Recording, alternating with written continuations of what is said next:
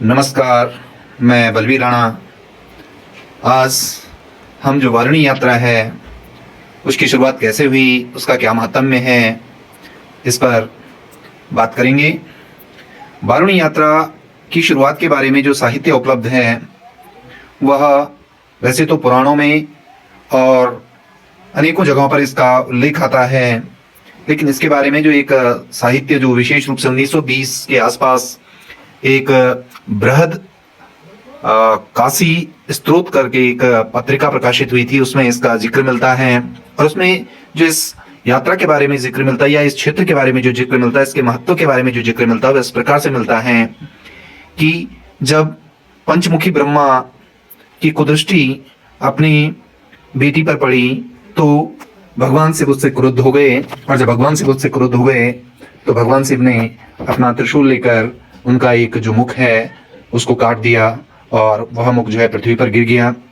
और इस प्रकार से उसके बाद क्योंकि ब्रह्मा जो सृष्टि के सृजक माने जाते हैं, तो शिव के द्वारा उनके एक मुख को काटना एक प्रकार से उन पर शिव पर जो है ब्रह्म हत्या का दोष लग गया, और वह दोष भगवान शिव का पीछा करने लगा या उन भगवान शिव का को परेशान करने के लिए निरंतर उनका पीछा करने लगा। भगवान शिव ने इस दोष से मुक्ति पाने के लिए, इस हत्या से मुक्ति पाने के लिए, इस ब्रह्म हत्या से मुक्ति पाने के लिए वे अनेकों जगहों पर विचरण करने लगे, लेकिन ये जो ब्रह्म हत्या का दोष है वह निरंतर इनका पीछा करता रहा।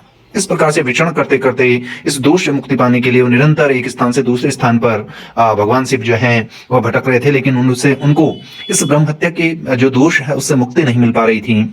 तो अंततः ऐसे विचरण करते करते एक बार वह 80 गंगा के मध्य का जो क्षेत्र है उस क्षेत्र में वो आए, और यहाँ पर आकर के वे एक जो 80 और गंगा के मध्य जो वर्णावत का जो क्षेत्र है उस वर्णावत क्षेत्र में वो विराजमान हो गए। और तभी एक जो हत्यहरिणी देवी है वो उनसे प्रसन्न हुई और उन्होंने भगवान शिव के चारों लगभग 5 कोस के दायरे में एक घेरा तैयार कर दिया, और उससे यह आश्वस्त हो गया कि अब कोई भी दोष जो है इस क्षेत्र में प्रवेश नहीं कर सकता है। और इस प्रकार से इस यह जो वर्णावत क्षेत्र है, इस वर्णावत क्षेत्र में भगवान जो शिव हैं वो स्वयंभू रूप से विराजमान हो गए, क्योंकि अब वह ब्रह्म हत्या अब इस क्षेत्र में प्रवेश नहीं कर पा रही थी। और इस क्षेत्र में अन्य जो देवी देवता हैं वो भी इस क्षेत्र में रहने के लिए आ गए। इसीलिए इसको पुराणों में इसको गुप्त स्थान बताया गया है, और ऐसा बताया जाता है, ये ऐसी मान्यता है कि इस क्षेत्र के बारे में ज्यादा प्रचार प्रसार या जानकारी किसी को नहीं थी। केवल जो सिद्ध पुरुष थे, सिद्ध जो देवी देवता और यक्ष गंधर्व और किन्नर जो थे, जो जिनके पास कुछ विशेष शक्तियां होती थी, उनको ही इस क्षेत्र के बारे में पता था। तो इस तरह से इस क्षेत्र में जो है समस्त देवी देवताओं का वास और निवास माना जाता है। और पहले इस क्षेत्र के बारे में ज्यादा जानकारी नहीं थी, केवल सिद्ध पुरुष ही इस क्षेत्र की यात्रा करते थे, परिक्रमा करते थे, और उनके जो जन्म जन्मांतर के जो दोष उनका पीछा कर रहे होते थे, जन्म जन्मों से उनका पीछा कर रहे होते थे, इस क्षेत्र में आकर के इस 80 और वर्णावत के मध्य जो वर्णावत क्षेत्र है उसकी जो 5 कोस की जो यात्रा है उसको करके वो उस दोष से मुक्ति पाते थे। इसका जिक्र जैसे इस जो वारुणी यात्रा है, जो हमारा स्कंद पुराण है, स्कंद पुराण का जो केदारखंड वाला जो हिस्सा है उसमें भी इसका जिक्र मिलता है। और इसका जिक्र जो है इस तरह से भी मिलता है कि जो पांडव थे, क्योंकि पांडवों ने महाभारत का युद्ध लड़ा था और इस युद्ध में उन्होंने अपने गुरु की भी हत्या की थी, अपने उन पर इस तरह से कह सकते हैं कि भ्राता दोष, गुरु दोष और कई प्रकार के दोष उन पर लग गए थे। तो जब उनको भी इस बात की जानकारी हुई कि एक ऐसा क्षेत्र है जहां पर समस्त प्रकार के दोषों से मुक्ति मिल जाती है, तो फिर वो भी इस क्षेत्र में आए और उन्होंने भी पंचकोशी जो वारुणी यात्रा है, उस वर्णावत की जो यात्रा है, उस यात्रा को किया। और इस प्रकार से ये माना जाता है, ये मान्यता है कि इससे उनको जो है उन पर जो समस्त प्रकार के जो दोष थे उन दोषों से उनको क्या जो है मुक्ति मिल गई। तो इस तरह से इस ये जो 80 और वर्णा का क्षेत्र है इसको मोक्षदायिनी, क्योंकि काशी तो अपने आप में काशी है और वो मोक्षदायिनी मानी जाती है। और उसमें भी ये जो वर्णावत वाला क्षेत्र है, ये जो 80 और वर्णा नदी के मध्य का जो क्षेत्र है, वर्णावत का जो क्षेत्र है, जो 5 कोस का जो ये क्षेत्र है, वह क्षेत्र अपने आप में काशी में भी ये विशेष स्थान रखता है। एक ऐसा स्थान रखता है जहाँ किसी भी प्रकार के जो दोष द्वेष हैं वो प्रवेश नहीं कर पाते हैं। और इसीलिए पहले सिद्ध पुरुषों के द्वारा ही इस 5 कोश की यात्रा की जाती थी, लेकिन धीरे धीरे करके और लोगों को भी इसकी जानकारी लगी, इसका महात्म्य पता लगा, और तब इस तरह से इस यात्रा की शुरुआत होती है। हर वर्ष जो चैत्रपदी त्रयोदशी तिथि होती है, उस त्रयोदशी तिथि को और आषाढ़ की जो पूर्णिमा तिथि होती है, इस तिथि को इसका विशेष महत्व माना जाता है, इसकी यात्रा का विशेष महत्व माना जाता है। तो विशेष रूप से जो त्रयोदशी तिथि है, इसी तिथि को वारुणी यात्रा का विशेष आयोजन होता है। लेकिन जो स्थानीय क्षेत्र के निवासी हैं, उनके जो देवी देवता हैं, उनके जो पांडव देवता हैं, वह निरंतर इस क्षेत्र में कभी भी जो है वो इस क्षेत्र की क्या जो है परिक्रमा करते हैं। और इस प्रकार से जो जन्म जन्मांतर के दोष हैं, लोग उन जन्म जन्मांतर के दोषों का जो उनका पीछा कर रहे हैं, जो उनकी उन्नति, उनकी प्रगति, उनकी मार्ग में जो बाधा उत्पन्न कर रहे हैं, उन दोषों से वो मुक्ति प्राप्त करते हैं। तो इस क्षेत्र में जो यात्रा होती है, जो वारुणी की जो यात्रा है, एक पौराणिक यात्रा है, एक ऐतिहासिक यात्रा है, एक दिव्य यात्रा है, एक ऐसी यात्रा है जहां हर प्रकार की जो हमारी मनोकामनाएं हैं, चाहे वो धन कामना हो, चाहे वो पुत्र कामना हो, चाहे वो आपका किसी भी प्रकार की कामना है, समस्त प्रकार की कामनाओं को पूर्ण करने वाली यह यात्रा मानी जाती है। और मानी भी क्यों ना जाए, क्योंकि ये मान्यता है कि भगवान शिव यहाँ पर स्वयंभू रूप में विराजमान है। जो वर्णावत पर्वत है, वह स्वयंभू रूप में भगवान शिव उस वर्णावत पर्वत के रूप में स्वयंभू यहाँ पर स्वयंभू रूप में विराजमान है। और उनके साथ जो समस्त प्रकार के देवी देवता हैं, वो देवी देवता इस क्षेत्र में जो है निवास करते हैं।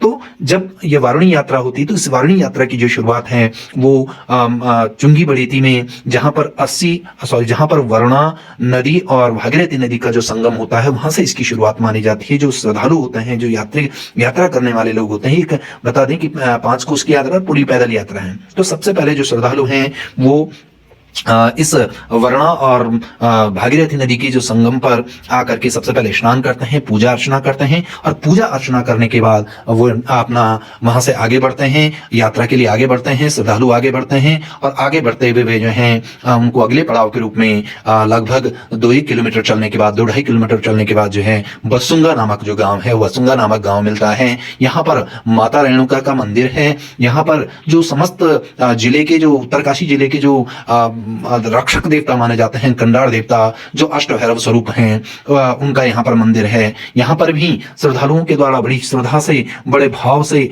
अपना पूजा अर्चना की जाती है। और जो गांव के लोग होते हैं, ग्रामवासी होते हैं, वो श्रद्धालुओं की आवाभगत में किसी प्रकार की कोई कमी नहीं छोड़ते हैं। उनके लिए हर प्रकार से चाय, और जो चाय नहीं पीते उनके लिए मट्ठा, जूस, और इसी प्रकार से फलहार के रूप में जो है आलू या कुचाई जिसको कहते हैं, और मार्ची के लड्डू जो है श्रद्धालुओं को बड़े श्रद्धा भाव से और निःशुल्क रूप में उनको दिए जाते हैं। फिर श्रद्धालु यहाँ से अपनी पूजा अर्चना करने के बाद, अपना फलाहार ग्रहण करने के बाद वो आगे बढ़ते हैं, अगले पड़ाव की ओर बढ़ते हैं। और आगे चल करके लगभग 3 से 3.5-4 किलोमीटर के बीच में अगला जो पड़ाव पड़ता है वो ग्राम साल्ड का जो भगवान जगन्नाथ धाम है, जगन्नाथ जो धाम है, वहां पर आते हैं। भगवान जगन्नाथ का जो धाम है, ये उत्तराखंड का एकमात्र ऐसा धाम है जहां पर भगवान जो जगन्नाथ जी हैं वो बाल स्वरूप में विराजते हैं। और ये बहुत ही मनमोहक और सुंदर प्राकृतिक दृश्य और रमणीय स्थल के रूप में है। चारों तरफ देवदार के सुंदर सुंदर से वृक्ष हैं, बड़ी सुंदर प्राकृतिक मनोहारी छटा है, और ऊपर से बड़ा दिव्य और भव्य और सुंदर सा मंदिर बना हुआ है। और यहाँ पर पूर्णी वरुणा घाटी की जो गांव है, चाहे वो गंदीड़ गांव है, चाहे वो लटूड़ गांव है, चांदपुर है, मूल गांव साल्ड, वहां के लोग, वहां के जो ग्रामवासी हैं, वो यहाँ पर जो श्रद्धालु आते हैं, उन श्रद्धालुओं की सेवा भगत के लिए, उनकी आवा भगत के लिए, उनके लिए समस्त प्रकार के जो उनकी चाय से लेकर के और आपके फलाहार से लेकर के उनकी संपूर्ण व्यवस्था निःशुल्क रूप से करते हैं। और फिर श्रद्धालु भी आकर के यहाँ पर जैसे इस मंदिर में आते हैं, इस परिसर में आते हैं, तो एक अलग प्रकार की अनुभूति, एक अलग प्रकार का अलौकिक और दिव्य अनुभव जो है श्रद्धालु प्राप्त करते हैं। ऐसा लोगों से बात करने के बाद जो है ज्ञात हुआ। और फिर यहाँ पर पूजा अर्चना करने के बाद वो अपने पड़ाव के लिए श्रद्धालु आगे बढ़ते हैं। और लगभग जगन्नाथ मंदिर से लगभग 1-1.5 किलोमीटर की दूरी पर साल्ड गांव पड़ता है। उस साल्ड गांव के ठीक बीचों बीच एक मां अष्टभुजा भगवती जगदम्बा का जो है ज्वाला जी का मंदिर है। यह मंदिर भी अपने आप में बड़ी नैसर्गिक सुंदर है। पूरा गांव ही साल्ड अपने आप में एक सुंदरता से परिपूर्ण है, क्योंकि चारों तरफ देवदार के सुंदर से वृक्ष हैं। गांव एक अपनी अलग प्रकार की उसकी अपनी सुंदरता है। और श्रद्धालु जब यहाँ पर आते हैं तो बड़े मनमोहक भाव से वो आगे बढ़ते हैं और आनंदित भाव से आगे बढ़ते हैं, और आगे बढ़ करके वो इस गांव साल में पहुंचते हैं। माँ भगवती की अष्टभुजा की वो पूजा अर्चना करने के बाद यहाँ पर भी गांव वासियों के द्वारा वही सब इंतजाम किए जाते हैं। उनकी सेवा सुरक्षा के लिए समस्त प्रकार के फलाहार और चाय और हर मट्ठा जूस आदि की व्यवस्था उनके लिए निःशुल्क की जाती है। और यहाँ से फिर जब श्रद्धालु अपना पैदल मार्ग पर आगे बढ़ते हैं तो कुछ ही दूरी पर, लगभग 1.5 से 2 किलोमीटर की दूरी पर ग्राम साल की जो सीमा है वो समाप्त हो जाती है, और फिर वो ग्राम ज्ञानजा की सीमा में प्रवेश करते हैं। इस बीच जो है श्रद्धालु अपने जयकारों के नारे लगाते हुए, कोई अपने विशेष मंत्र का जाप करते हुए, और कोई जो है अपना झूमते हुए बाबा भोले का झूमते, और कोई मौन व्रत करते हुए, कोई नंगे पांव चलते हुए, जैसी जिसकी श्रद्धा है, जैसा जिसका संकल्प है, उस तरह से वो अपने मार्ग पर आगे बढ़ते हैं। और कहा भी गया है पुराणों में, इस प्रकार का उक्तियां भी आती हैं, इस प्रकार की बातें भी आती हैं कि इस दिन यानी त्रयोदशी तिथि को, वारुणी यात्रा के दिन, जो श्रद्धालु जो हैं अपना मौन व्रत रख करके या फिर किसी विशेष मंत्र का निरंतर जाप करते हुए या फिर जो है अपना जयकारा लगाते हुए, कीर्तन भजन करते हुए जब इस मार्ग पर आगे बढ़ता है तो अनन्य गुणों का, अनन्य प्रकार के फलों की उनको प्राप्ति होती है। पुण्य उनके जागृत हो उठते हैं और समस्त प्रकार के दोष, तो जैसे कहा कि दोष मुक्त क्षेत्र है, तो यहाँ पर अपने आप ही उनके दोष शांत हो जाते हैं। और जैसे ज्ञानजा गांव में पहुंचते हैं तो ज्ञानजा गांव में वहां पर भी ज्वाला देवी का मंदिर है, माँ भगवती ज्वाला का मंदिर है। उस मंदिर में श्रद्धालु जाते हैं, वहां पर पूजा अर्चना की जाती है। वहीं पर भगवान ज्ञानेश्वर महादेव का मंदिर है, यहाँ पर भी श्रद्धालु जाकर के जलाभिषेक करते हैं। ग्राम ज्ञानजा के लोगों के द्वारा भी बड़े सुंदर तरीके से और बड़े भावपूर्ण तरीके से जो है श्रद्धालुओं के लिए उनके लिए फलाहार और चाय आदि की व्यवस्था की जाती है। और क्योंकि ज्ञानजा गांव भी अपने आप में एक सबसे ऊंचाई पर बसा हुआ गांव है, यहाँ पर पहुंच करके ऐसा लगता है कि सारी दुनिया जो है ज्ञानजा से ही देखा जा सकता है। तो श्रद्धालु भी यहाँ पर आकर के अपने आप को आनंदित महसूस करते हैं। फिर ज्ञानेश्वर महादेव से आगे बढ़ते हुए, ज्ञानजा की सीमा से आगे बढ़ते हुए वो श्रद्धालु जो है न्यालचिनी नामक स्थान पर पहुंचते हैं, और कुछ आगे पहुंच करके फिर व्यास कुंड और व्यास गुफा और व्यास कुंड पर श्रद्धालु पहुंचते हैं। ये व्यास कुंड या व्यास गुफा वही स्थान है जहां पर ये ऐसी मान्यता है कि जो महाभारत की रचना हुई थी, जब वेद व्यास जी ने जो है महाभारत ग्रंथ जो लिखा था, तो वो यहीं पर बैठ करके उन्होंने लिखा था, ऐसी मान्यता है। श्रद्धालु यहाँ पर भी अपनी पूजा अर्चना करते हैं, यहाँ पर भी श्रद्धालुओं की आवाभगत होती है।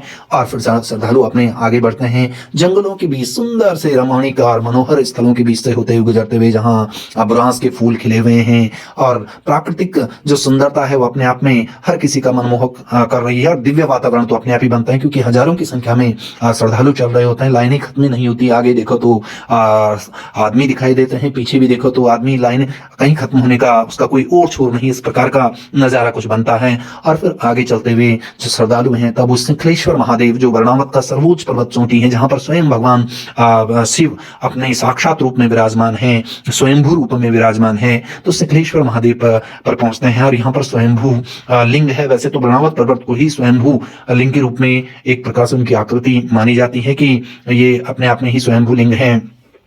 तो यहाँ पर पहुंचते हैं, यहाँ पर भी पूजा अर्चना श्रद्धालुओं के द्वारा की जाती है। और यहाँ पर भी श्रद्धालुओं के लिए उनके लिए फलाहार की व्यवस्था, उनके लिए हर प्रकार की जो फलाहार, चाय और जूस आदि की व्यवस्था वहां पर होती है। शिकलेश्वर महादेव एक बहुत ही ऊंचाई पर स्थित क्षेत्र है, यानी वर्णावत का सबसे टॉप है। और इससे चारों तरफ जब देखते हैं तो बर्फ से ढकी हुई पहाड़ियां गंगोत्री तक, और आपका चारों तरफ के नजारे, सुंदर से मनमोहक नजारे दिखाई देते हैं। उत्तरकाशी तो बहुत नीचे दिखाई देता है, ऐसा माना तलहटी में दिखाई देता है। ऐसा लगता है कि जैसे वर्णावत के चरणों में ही उत्तरकाशी बसी हुई है, और वास्तव में वर्णावत के चरणों में ही उत्तरकाशी बसी हुई है। तो यहाँ पर प्राकृतिक छटा का आनंद लेते हुए श्रद्धालु जय जयकारों का घोष करते हुए, जैसे जिसके संकल्प हैं उस प्रकार से आगे बढ़ते हुए श्रद्धालु फिर जो है वो आगे बढ़ते हैं। और आगे बढ़कर के लगभग 2-1 किलोमीटर की यात्रा पूरी करने के बाद श्रद्धालु संग्राली गांव का जो सबसे शीर्ष स्थान है ऊपर, जहां पर बिमलेश्वर महादेव का मंदिर है, उस बिमलेश्वर महादेव के मंदिर में पहुंचते हैं।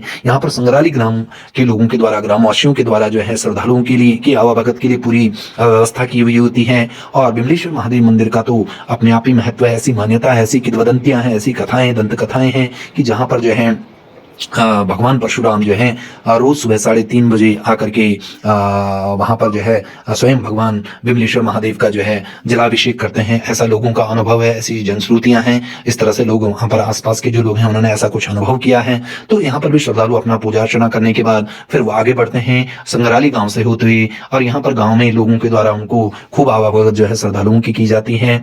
और फिर कंडार देवता का मंदिर संगराली गाँव में है, उसकी भी कंडार देवता जैसे मैंने कहा अष्टभैरव स्वरूप हैं, जो पूरे जिले के जो रक्षक देवता हैं, इष्ट देवता हैं, उनकी पूजा अर्चना करने के बाद फिर जो श्रद्धालु हैं वो आगे बढ़ते हैं, और आगे बढ़ते हुए वे पाटा ग्राम में पहुंचते हैं। पाटा ग्राम वासियों के द्वारा भी अन्य ग्राम वासियों की तरह ही श्रद्धालुओं की आवाभगत की पूरी व्यवस्था रहती है।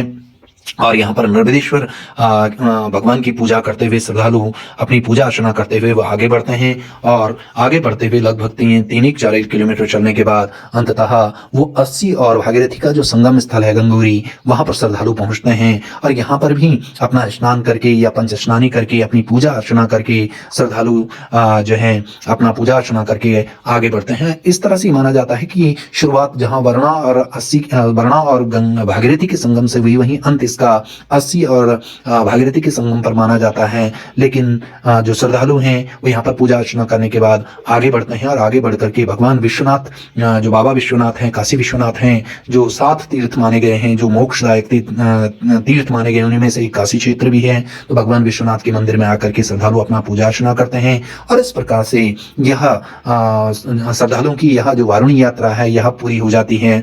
तो जैसे मैंने कहा, यह यात्रा जो है अन्न कामना, मन कामना और धन कामना और हर प्रकार की कामना को दूर करने वाली है। जन्म जन्मांतर के जो दोष लोगों का पीछा कर रहे हैं, जिन दोषों से लोग मुक्त नहीं पा रहे हैं, ऐसी कोई भी दोष इस क्षेत्र में आकर के इस यात्रा को पूरा करने के बाद वो इन दोषों से मुक्ति पाती हैं, ऐसी मान्यता है। इस प्रकार के शास्त्र और पुराण भी इसी प्रकार की कुछ संकेत देते हैं। तो इस प्रकार से यह यात्रा होती है, और इस प्रकार से ये वारुणी यात्रा जो है हर वर्ष इसी प्रकार से संपन्न होती है। बड़ी संख्या में श्रद्धालु आते हैं। प्रशासन भी अब धीरे धीरे करके इसमें व्यवस्था करने लगा है। और इससे भी एक और यात्रा है जिसमें 80 कोस की यात्रा है, जिसमें जो है पूरा वरुणा नदी और 80 नदी की पूरी परिक्रमा की जाती है। उसका जिक्र किसी और दिन, कभी समय और मौका मिलेगा तो उस पर किया जाएगा। तो आप लोगों ने सुना, इसके लिए बहुत बहुत धन्यवाद।